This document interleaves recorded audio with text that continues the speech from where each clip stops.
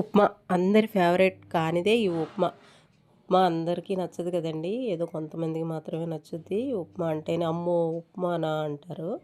నేను ఈరోజు బ్రేక్ఫాస్ట్ కోసం ఉప్మా చేసేసుకుంటున్నాను. ఎందుకంటే కొంచెం ఫాస్ట్గా టిఫిన్ అయ్యేది ఏదైనా ఉందంటే ఇదే కదా. కానీ ఇష్టం లేకపోయినా తప్పదు, తినాలి కదా.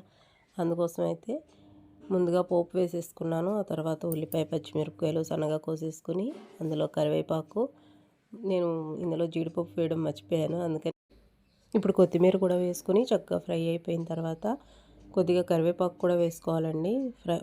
పోపులో కరివేపాకు లేకపోతే దాని టేస్టే ఉండదు. ఇది కూడా మొత్తం ఫ్రై అయిపోయిన తర్వాత కొంచెం ఉప్పు వేసుకొని ఆ తర్వాత ఎసరు పోసుకోవాలి. మనకు ఉప్మా క్వాంటిటీకి సరిపడా ఒక గ్లాసు రవ్వ తీసుకుంటే 2 గ్లాసులు వాటర్ పోసుకొని అవి ఎసరు కాగిపోయిన తర్వాత, నేనైతే గోధుమ రవ్వతో చేస్తున్నానండి. గ్లాస్కి 2 గ్లాసులు వాటర్ పడతాయి ఇవి.